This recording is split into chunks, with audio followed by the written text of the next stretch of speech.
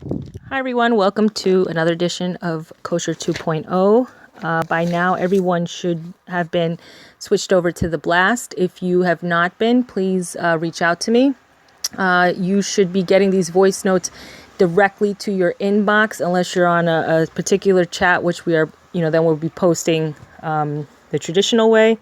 If you'd like to be added to Kosher 2.0 to start receiving exclusive content that will be posted only to Kosher 2.0, please reach out to me, let me know. But today we're going to be talking about osteoporosis.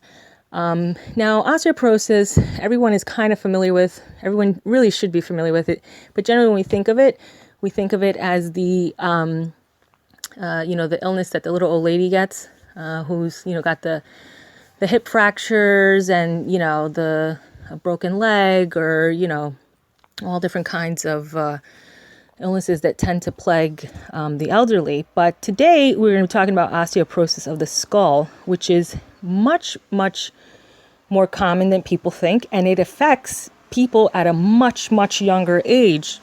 And many people are not aware of that. So osteoporosis of the skull, what is it? So we have 12 cranial nerves, and the nerves are kind of spread out from all over the face, and they affect anything from your sensory, your auditory, your motor nerves. They can affect, your face. You can get like Bell's palsy and things of that nature if they become pinched or squeezed due to osteoporosis in the skull. A lot of times people can start having problems with their teeth. Their bones will tend to soften and generally become bigger. You can get things like degenerative disc disease, neuropathy, macular degeneration, irritable bladder, sciatica, which is a problem that many, many people deal with, the back issues. You can have a loss of sense of smell, which that also can be a deficiency of zinc. But a lot of times osteoporosis of the skull is a culprit of it. Some people, myself included, when I was dealing with my illness, I had vertigo and tinnitus. Now, or tinnitus or tinnitus. Sometimes people, you say potato, I say potato. But tinnitus is a ringing in the ear. Now, I remember a particular bout with vertigo that I had, and I actually was sleeping at the time, and I just felt like, don't ask me why, I woke up out of this state feeling, and I saw the room spinning, and I literally, in my, most dramatic acting ever, woke my husband up and said, "Oh my God, I'm dying. Because I really just didn't know what was going on. And, of course, I received an Academy Award for that performance, but come to find out it was just like vertigo and I wasn't dying, and I'm still here. Thank God. So I had also, as a result of my osteoporosis in the skull, I had dry eye, dry mouth, and also ptosis of the eye. At times, some people can also have like a laryngitis. So as you see, a lot of people can be experiencing osteoporosis of the skull. Generally, if you're already experiencing osteoporosis of the skull, you have sometimes more than one area being affected. So sometimes you'll have knee pains already, and we all chalk it up to, "Oh, I'm just getting old." Yeah, that's true, but we're also losing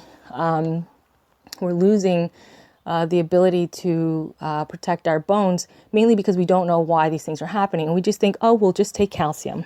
Well, calcium is a good start, but it's not enough. So there are other things that have been shown to help in this area. Calcium, magnesium, something called MSM, and glucosamine. When I had, just a quick tip on a vertigo, if you're going through a bout of active vertigo, I would take like a Q-tip of, believe it or not, like something, those muscle rubs that kind of, for whatever reason, I just can't, the names are not coming to me, but those muscle rubs that kind of help with muscle soreness.